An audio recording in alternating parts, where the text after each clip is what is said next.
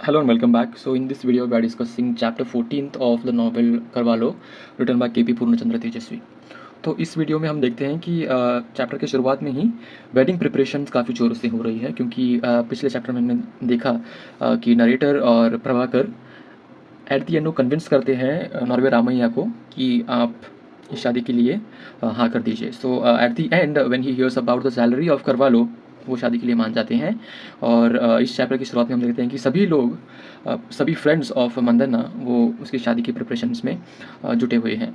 लेकिन चैप्टर के शुरुआत में ही एक प्रॉब्लम वहाँ पर आ जाती है कि फाइनेंशियल इश्यूज़ वहाँ पे उन्हें बहुत ज़्यादा फेस करने पड़ रहे हैं क्योंकि नॉर्वे रामैया की बहुत सारी डिमांड्स हैं। तो इसी यहाँ पर टेबल्स टर्न हो चुके हैं।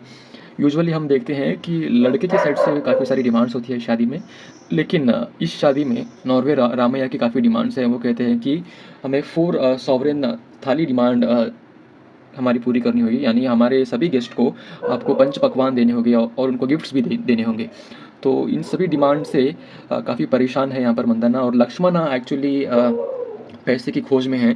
लक्ष्मण काफ़ी वरीड है और वो मनी अरेंज करने में लगा हुआ है ये सभी डिमांड्स पूरी करने के लिए और एक स्मूथ शादी वहाँ पर कंडक्ट करने के लिए। और हमें आगे पता नॉवल में पहली बार हमें पता चलता है कि Mandhana actually muddy Vokkaliga cast को बिलोंग करता है और उस पर्टिकुलर कास्ट में काफ़ी सारे रिचुअल्स है और काफ़ी सारे सेरेमनीज़ हैं जो कि ब्राह्मण शादी से भी ज़्यादा रिचुअल्स मंदना की कम्युनिटी में की जाती हैं। तो इसकी वजह से शादी का खर्चा और बढ़ रहा है। ओके, सो उसकी वजह से काफ़ी लोग यहाँ पर वरीड हैं कि ये शादी कैसे हो पाएगी। और उसके बाद हम आखिरकार हम देखते हैं मंदना का अपीयरेंस इन दी वेडिंग। मंदना कैसा लग रहा है शादी में। सो सबसे पहले मंदना ने एक ग्लास बीड टर्बन पहनी है। टर्बन यानी फेटा जिसे आप कहेंगे या फिर पगड़ी उसने पहनी है जो कि ग्लास बीडेड है, यानी वो पगड़ी पूरी तरीके से चमक रही है क्योंकि वहाँ पे उसे ग्लास से एम्ब्रॉयड किया गया है, सजाया गया है। तो इसीलिए वो पगड़ी काफ़ी शाइन कर रही है, चमक रही है। और उसने एक सेरेमोनियल ड्रेस भी पहना हुआ है, ट्रेडिशनल ड्रेस पहना है शादी के लिए, जो कि काफ़ी अट्रैक्टिव है, काफ़ी आप कहेंगे काफ़ी फ्लैशी ड्रेस उसने पहना है।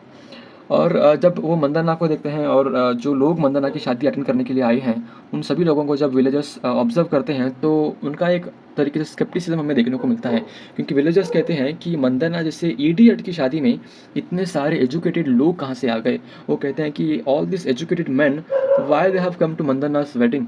तो उनका स्केप्टिसिज्म अगेन हमें यहाँ पर देखने को मिलता है क्योंकि वो कहते हैं कि मंदना जैसे इडियट की शादी में इतने सारे एजुकेटेड लोग क्यों आए हैं, उनका क्या रीज़न हो सकता है। ओके, तो ये जो गांव वालों का बायस है वो हमें फिर एक बार यहाँ पर देखने को मिलता है। और इसके बाद एक और वहाँ पर कंट्रोवर्सी होती है गिफ्ट एक्सचेंज करने के वक्त। तो ये क्या कंट्रोवर्सी, हम इसे अच्छे से जान लेते हैं। तो स्पेशली गांव में जब भी कोई शादी होती है तो वहाँ पे जो लोग वहाँ पे आते हैं, जो रिश्तेदार होते हैं, वो कोई ना कोई गिफ्ट लेकर आते हैं, राइट। तो इस शादी में भी लोग काफ़ी सारे गिफ्ट लेकर आए हैं। तो यूजुअली लोग कुछ ना कुछ यूटेंसिल्स यानी कुछ ना कुछ पतीला भांडे या फिर ऐसा कुछ देते हैं या फिर बैंगल्स गिफ्ट करते हैं, राइट। तो जब लोग मंदना को गिफ्ट कर रहे हैं तो मंदना उन गिफ्ट को जज करना शुरू कर देता है। अगर कोई बैंगल्स गिफ्ट कर रहा है तो मंदना कहेगा कि ये बैंगल तो चमक ही नहीं रहे हैं, इस बैंगल की क्वालिटी ख़राब है। या फिर अगर कोई बर्तन गिफ्ट कर रहा है तो वो कहेगा कि ये बर्तन तो काफ़ी पतले हैं, ओके, इनका तो वेट ही नहीं है, आपने बहुत सस्ता गिफ्ट हमारे लिए चूज़ किया है। तो इसकी वजह से जितने भी लोग वहाँ पर आए हैं, जितने भी गेस्ट वहाँ पे आए हैं जो गिफ्ट लेकर आए हैं एक्चुअली, वो अपसेट हो जाते हैं मंदना के इस बिहेवियर से और वहाँ पे एक वर्बल फाइट हमें वहाँ पर देखने को मिलती है। ओके, तो जैसे ही प्रभाकर ये सब देखता है कि ओके मंदना अभी प्रॉब्लम में फंस चुका है तो प्रभाकर बहुत ही चालाकी से अपना दिमाग चलाता है और वो अपना कैमरा लेकर वहाँ पर बीच में आ जाता है। और जैसा कि आप लोग जानते हैं कि हम 1970s 80s की बात कर रहे हैं, तब कैमरा होना ये काफ़ी बड़ी चीज़ होती थी और अपना फ़ोटो निकाल पाना एक लग्जरी आइटम जिसे माना जाता था। तो प्रभाकर कहता है कि आप सभी लोग झगड़ा बंद कीजिए क्योंकि मैं अभी एक फ़ोटो निकालने वाला हूँ। और तो वो सभी औरतों को कहता है कि आप इस तरह मुड़िए, आप ऐसे पोज़ कीजिए। तो इसी तरीके से बहुत ही चालाकी से प्रभाकर मंदना को सेव करता है, वरना मंदना की पिटाई तो वहाँ पर बिल्कुल ही तय थी।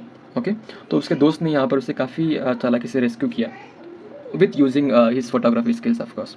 तो इस इंसिडेंट के बाद हम देखते हैं कि नरेटर का ध्यान जाता है रामी के ऊपर, रामी के जो फिजिकल फीचर्स हैं उसके ऊपर। तो रामी जब वो रामी को पहली बार देखता है तो वो ऑब्जर्व करता है कि रामी उसकी एज के लिए काफ़ी मैच्योर दिखती है। मैच्योर मीन्स फिज़िकली काफ़ी बड़ी दिखती है, और रामी काफ़ी फिज़िकली अट्रैक्टिव भी है। और इसकी वजह से नरेटर ये मेक आउट कर लेते हैं कि इसी वजह से मंदन्ना काफ़ी उतावला हो रहा था शादी के लिए, क्योंकि Rami has a very attractive body. Okay, तो इसीलिए वो ऐसा मानते हैं कि मंदन्ना रामी की ओर काफ़ी अट्रैक्ट हुआ है, और ये वन ऑफ द रीज़न्स है कि मंदन्ना इतना डेस्परेट था, मंदन्ना इतना उतावला था कि उसे रामी से जल्द शादी करनी है। तो उसके बाद हम देखते हैं कि मंदन्ना अभी काफ़ी डरा हुआ है, क्योंकि उसने गेस्ट्स को, विलेज की जो स्पेशली जो औरतें हैं या फिर जो मेन भी हैं, उनको उसने काफ़ी चिढ़ा दिया है उन गिफ्ट्स के ऊपर कमेंट वगैरह कर। तो इसीलिए मंदन्ना अभी काफ़ी डर रहा है कि उसके साथ में वायलेंस हो सकता है, उससे ये लोग पकड़कर पिटाई करना शुरू कर दे सकते हैं। और इसी डर में उसका फ्रेंड जो है, उसका कोवर्कर है लक्ष्मणा, वो कहता है कि मंदन्ना भाई तू डर मत, अगर कुछ बुरा हो भी जाता है तो मैं तेरे लिए हूँ। Okay, you are under my protection. अगर कुछ बात हो भी जाती है तो मैं यहाँ पर हूँ। अगर उन्हें तेरे तक पहुँचना है तो उन्हें पहले मुझसे लड़ना होगा, मुझसे फाइट कर कि वो तेरे पास पहुँच सकते हैं। तो इस अश्योरेंस के बाद मंदन्ना काफ़ी सिक्योर फील करता है, क्योंकि उसे लगता है कि ओके, मेरे फ्रेंड लोग मुझे अगर कुछ गलत हो भी जाता है तो वो मुझे बचा लेंगे। तो इसी के साथ मंदन्ना की शादी एट लास्ट कंप्लीट होती है। Mandanna is very happy now. Okay, तो इसी के साथ we come to the end of this 14th chapter, which was very interesting. So thank you so much for watching this video entirely, and I'll meet you in the next chapter. Thank you so much.